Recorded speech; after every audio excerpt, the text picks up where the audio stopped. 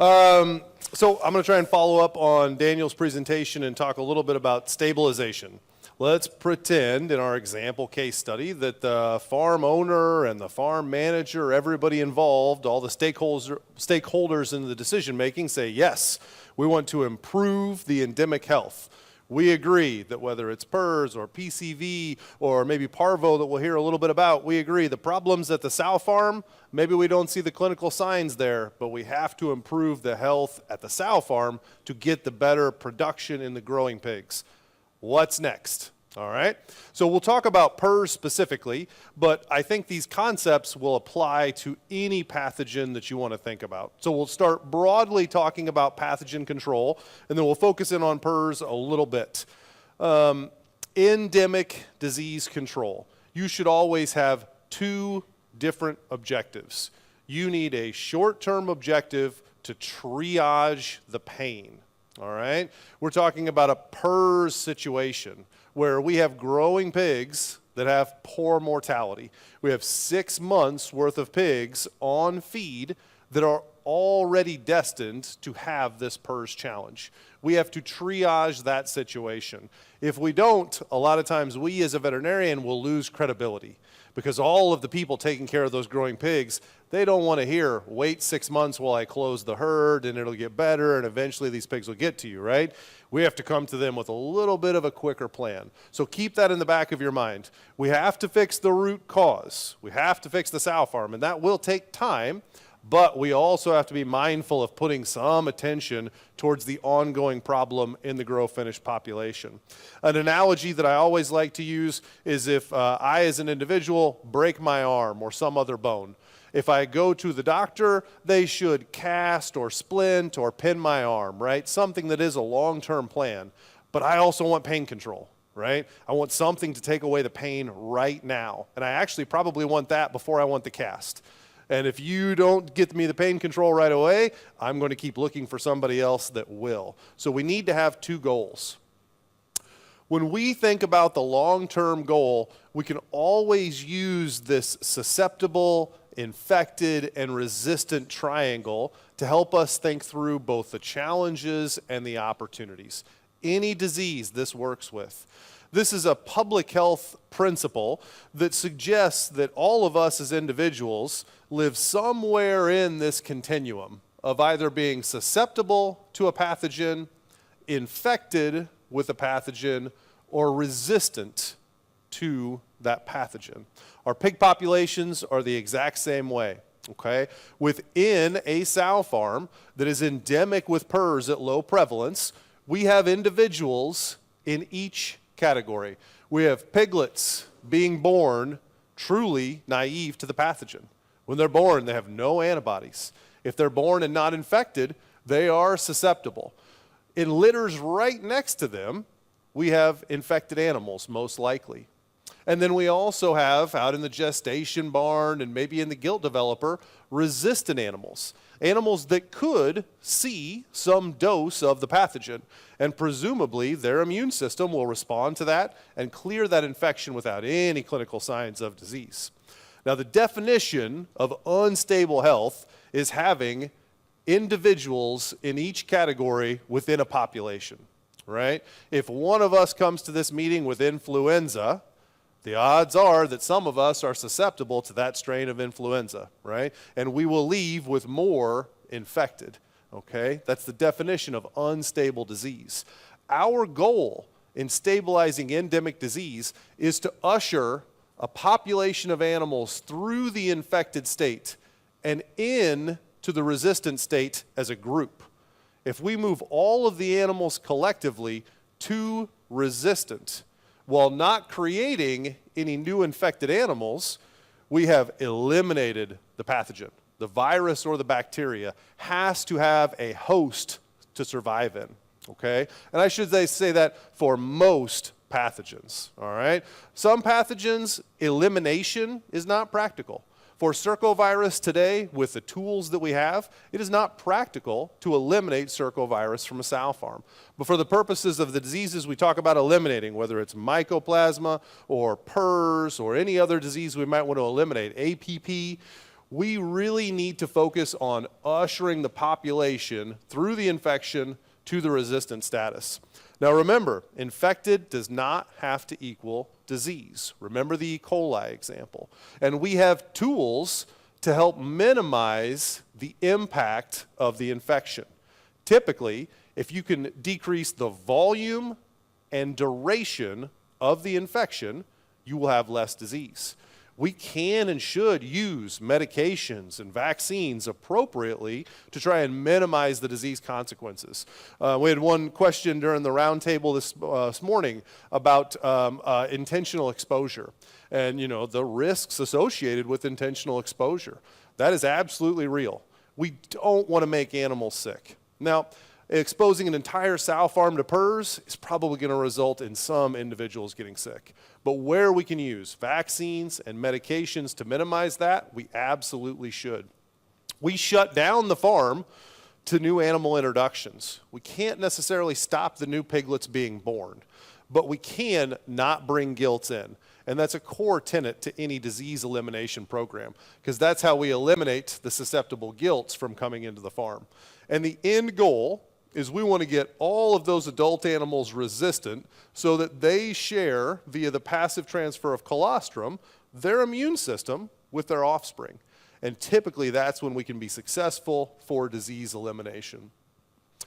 Stabilization versus elimination, okay? You really don't have to decide whether you're going to eliminate or just stabilize on day one of your control program. It's a long-term decision that you can close the herd, do some sort of exposure if necessary to get everybody infected simultaneously, and you can decide later on, am I going to live with a level of stability that is low prevalence? Am I going to live with low prevalence and no clinical signs for this pathogen at the sow farm? Or am I going to go all the way to the finish line and eliminate this virus or bacteria from the farm? When you get to the end of the elimination or stabilization program, that's where you have to make that decision. And remember that every last 1% that you want to push towards for elimination is harder and harder to get there. It is easy to get to 20% prevalence, to 10% prevalence. To go from 10 to 9 is hard. To go from 9% to 8% is harder.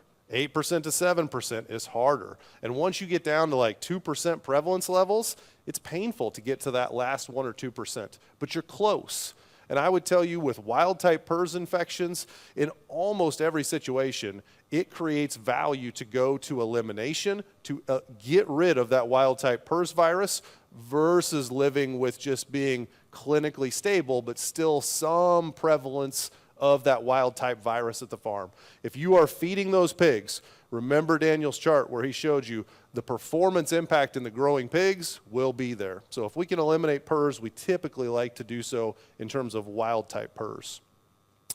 I know you're familiar with load, close, and expose or homogenize programs, all right? So I won't go into a ton of detail. We load the farm up with as many gilts as we can possibly fit in the farm. All right, as many gilts as we can fit in the farm, because we have to be ready for a prolonged herd closure for PRRS. We are going to homogenize the herd. There are different ways to do this with different diseases, and I would tell you there's no one right recipe. I don't have one plan where I'm going to say this is how we're going to expose the animals to PRRS. I think each situation is unique. Sometimes you may not need to homogenize the herd. Sometimes the performance impact is so great and the clinical signs are so prevalent throughout the farm, you'll say, they've all got it. I don't have to do anything with this one. They are all infected and all sick right now. Other times you may have to be intentional about moving that pathogen around, whether that's moving animals or some sort of sample type from those animals. I know we mentioned oral fluids this morning.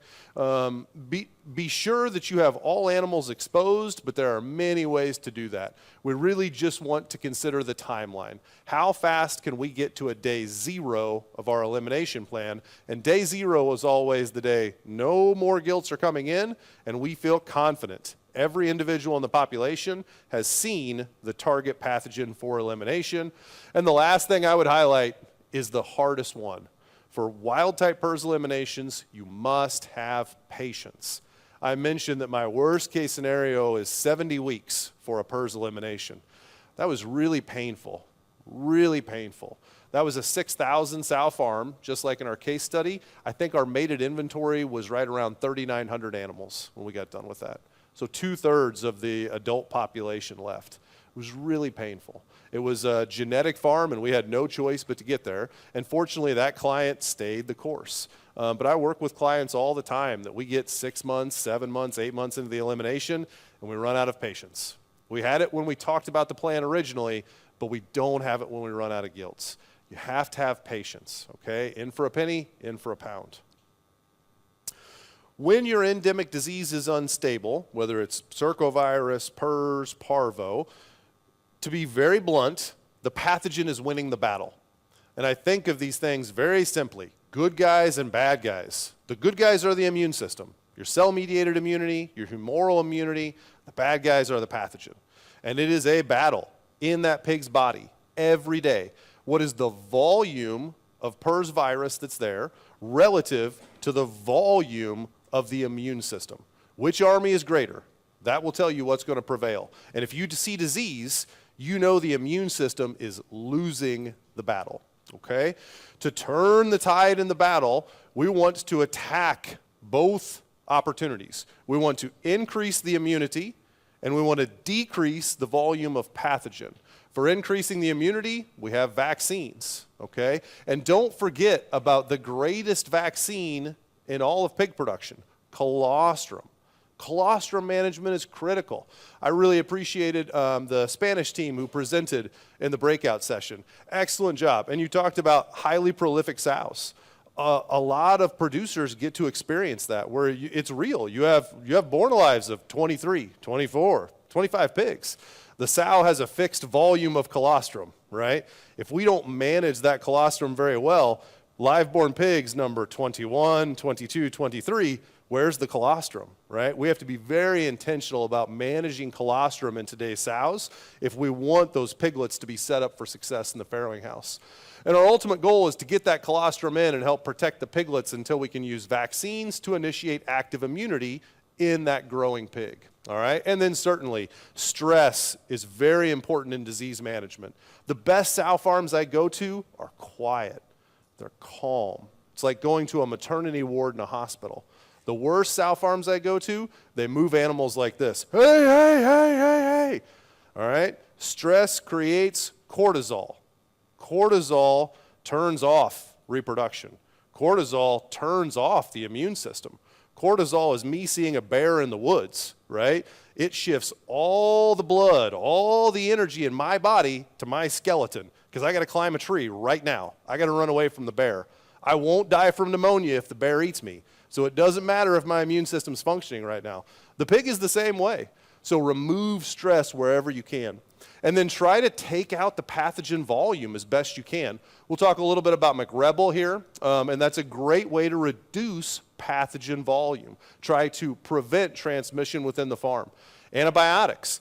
Antibiotics certainly for bacterial diseases such as mycoplasma, but also there is at least one antibiotic that has demonstrated an ability to reduce the volume of viremia for PRRS, all right? You'll never get a label for that, but there can be tools that can help reduce the volume of the enemy, and certainly the biosecurity assessment that we've mentioned multiple times, combat, very important to make sure that we reduce the enemy to a level in which we can defeat them. So before we go into details on PRRS, we'll talk about one more poll question here. Daniel set up this question pretty well, but if we use the Holtkamp, the AASV PRRS stage classification program, in which of these stages should I expect clinical signs of PRRS in my nursery, in my finisher? In which of these stages should I expect to have PRRS disease in my growing pigs? Everybody knows the drill. Click on the QR code and select the right answer.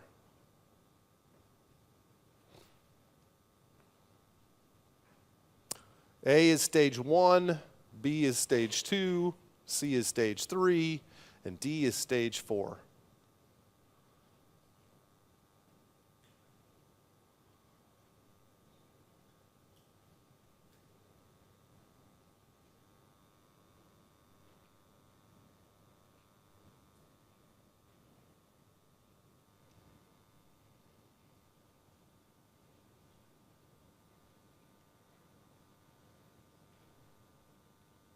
I'll start talking about these. So stage 4 is PRRS naive. Stage 4 we would expect to be PCR negative and antibody negative. So in stage 4 we would not expect any clinical disease for PRRS. Stage 3 is a transition stage. So it's a farm that wants to be naive. It is a farm that is PCR negative. So it's a farm that has eliminated PRRS, and we would not expect there to be any PRRS activity in that flow. The correct answer is stage 1. Stage 1 is where we will see clinical signs and performance losses for PRRS in our growing pig population. All right, we can jump back into the slideshow here.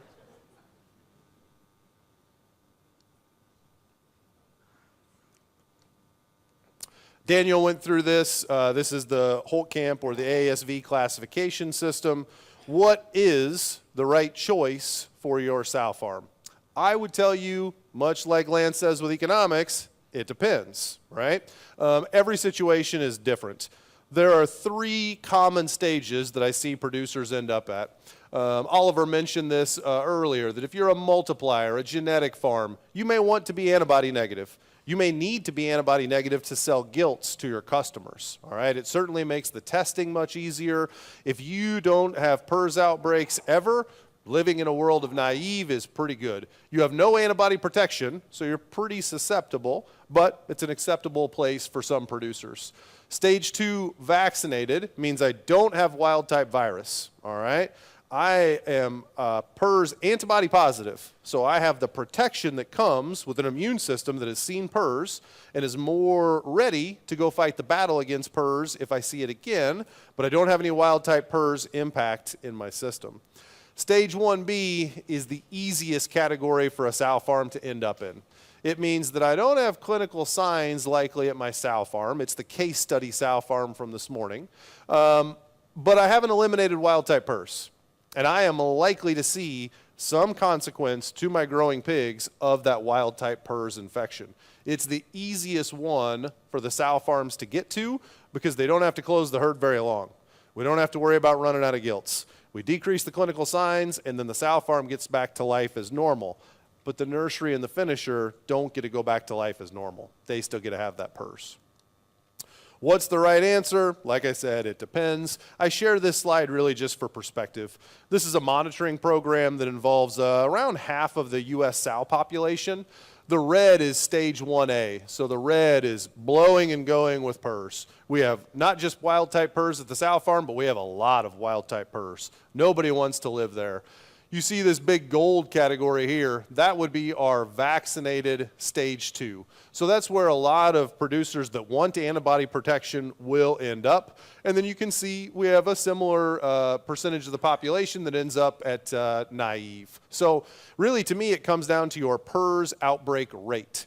If you are breaking with PRRS frequently in your breeder herds, you should absolutely stay in stage 2 MLV. It's inappropriate to go back to being naive because you're going to see PRRS again and you're likely to have severe consequences if you are antibody negative when you do. Definitions are critically important. Critically important. There are 3 really dangerous words when it comes to PRRS management. Stable and unstable is word number 1, okay? When I say PRRS stable, I mean stage 2. But I talk to veterinarians and producers all the time that to them, PRRS stable means stage 1B, okay? We will never get consensus across every veterinarian and every producer in the world on what stable means. But that's not the goal. We want to get consensus with us and our production system, our farm, our team of employees on what stable means. Clear definitions. The same thing with the term outbreak. What does outbreak mean? Is outbreak 2 abortions, 4 abortions, 8 abortions, right? We'll never get consensus on that term everywhere, but it's good within your production system to have clear definitions. And the last one is McRebel, okay? I get very nervous when I go to a farm to initiate McRebel practices and the farrowing department manager or lead comes up to me and says, "Don't worry, Doc, I did McRebel before. I worked with Dr. Oliver in North Carolina 2 years ago, maybe a little longer than that. And Oliver taught me how to do McRebel. We're good, right? Now, there's nothing wrong with Oliver's McRebel, but I can assure you there will be some differences farm to farm. And so if employees come to you and say, don't worry, I got McRebel, I want to talk to those employees for a long time, because what they know may not be what this farm needs, okay? So it's really important that we define that. If we want good plan execution, we have to have clear definitions. McRebel can do some damage, okay? McRebel can cause unintended consequences, unnecessary pre-wean mortality. McRebel has one goal: biocontainment within litters. We use McRebel to prevent PRRS transmission from one animal to another within the breeder herd, within the sow farm. We take some unintended pre-wean mortality consequences. We take away the ability to do fallback pigs. We take away some of the tools that our farrowing people will use to get more wean pigs out the door. All right? When we take away those tools, we increase pre-wean mortality in a lot of situations. It's for a net benefit, but if the prevalence of PRRS is already 70, 80, 90% in your piglet population, the McRebel program doesn't have a ton of value yet, okay? So for the first 10 weeks after an outbreak, after a new wild type introduction, I typically don't worry about McRebel at all. Daniel showed you for the first maybe 12 to 16 weeks, the stillborns and mummies will be high, right? Well, why are those stillborns and mummies high? Because they had PRRS. They had in utero transmission of PRRS. So there are piglets born alive within those litters that are infected with PRRS at birth. If they already have PRRS at birth, I really don't have the ability to prevent them from getting PRRS to the litter, from the litter next to them. Weeks 11 through 20 is really when you start to do some testing. Dr. Yeske mentioned using tongue tips as a means to say, okay, we're having negative piglets now, let's implement the McRebel. And by week 20, you should probably be into McRebel. If not, like Daniel suggested, we need to investigate what's going on with our elimination plan and maybe change course. Either we're not implementing something correctly, or we have to make a change in the plan. By week 20 post-outbreak, you should be at a point where you're having mostly PRRS negative litters at birth, and McRebel should start to have some value. Another thing that I want to highlight is that your workers lose key skills, okay? When we're doing McRebel, we don't let them make fallback litters. We don't really let them do things with nurse sows that we would normally do. And we're going to be in McRebel for probably 15, 20, 30 weeks, something like that. That's a half a year, okay? Your employees will have turnover during that period. Your workers will lose some skills. So that's yet another reason to not be too aggressive with McRebel, because there's a lot of retraining that needs to be done when you go back to normal practices on the farm. Every farm gets a different McRebel plan.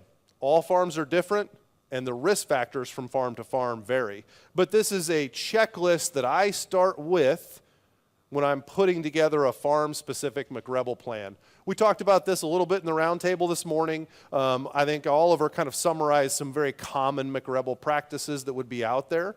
One thing I would add to this morning's discussion, weaning. Weaning is a very high-risk event from a McRebel standpoint. Why is that? When do we wean on the sow farm? What time of day do we normally wean? Do we wean after lunch? Do we wean in the evening? Is it the first job, the second job, the last job? First job, right? And weaning is like a one-person job, right? We just say, Jimmy, go wean. No.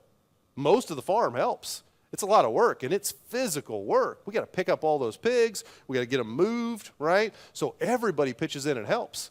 And when we get done weaning, right, what does the hallway look like when we get done weaning?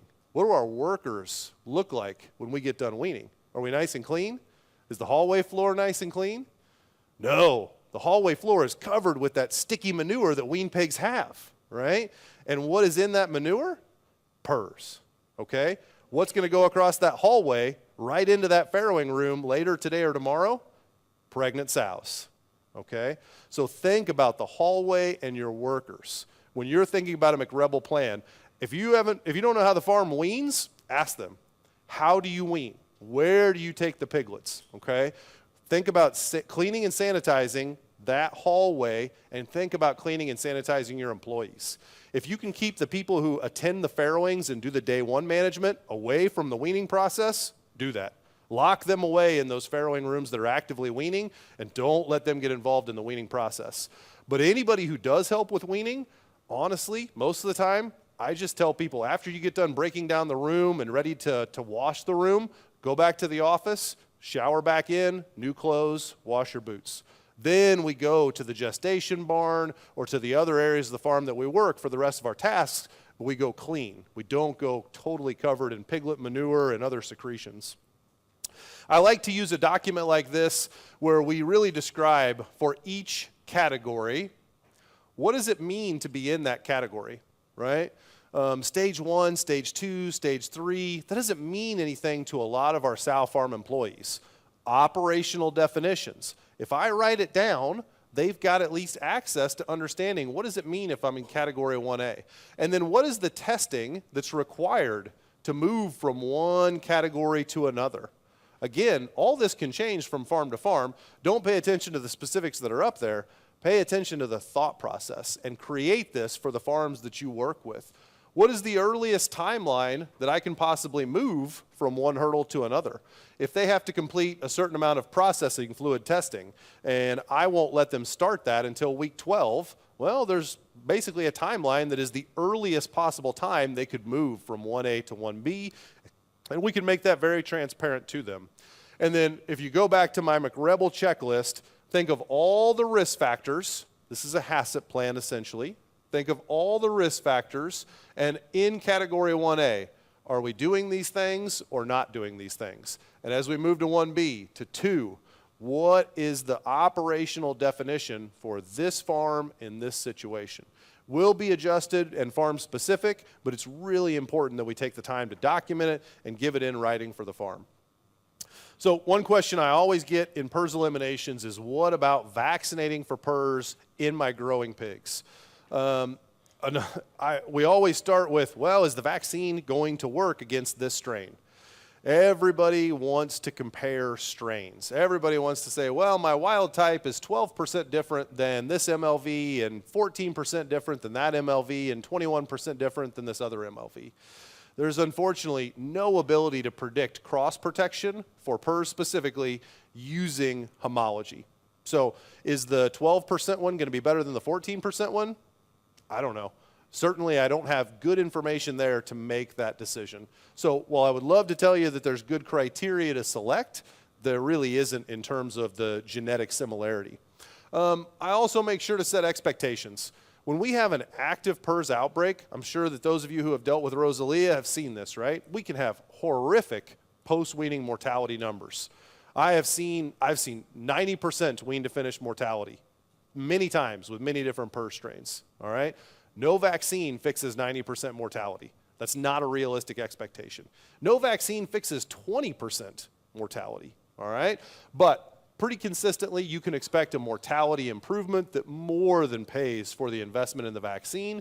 I'm sure that there are questions about new strains, such as Rosalia, right? Where's the data? Show me your MLV vaccine works against Rosalia. And that is one thing I give the BI team a ton of credit for doing.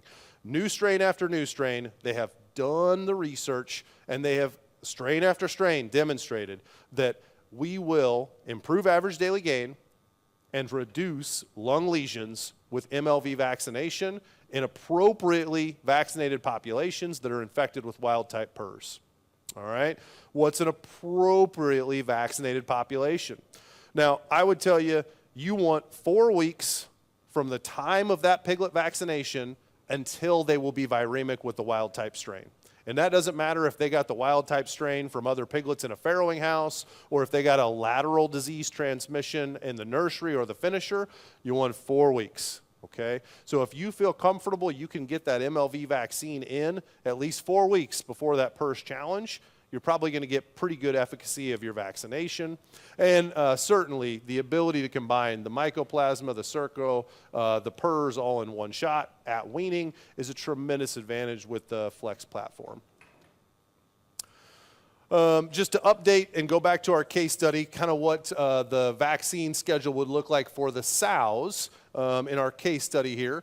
You can see that we, for our gilts coming in, I apologize, I lost my pointer here. But you can see for our gilts coming in, we've still got the Circoflex and Mycoflex at weaning, and then we've got our Reprocycle PRRSpective. You're going to hear a little bit more about Parvo here from our next speaker. And then we've got APP influenza and the erysipelas vaccine. You'll understand why the erysipelas vaccine came out here in a little bit. As a cycle-based vaccination, still doing the booster for PRRS and Circo, and then we've included in the Parvo Flex there. With that, I will have our next speaker come up here. So Nick, if you want to head up here to the stage. Nick is going to talk to us a little bit about evolution of porcine parvovirus, and certainly something that I know is of interest for everybody here in the European crowd. So please help me welcome Nick to the stage. Good job.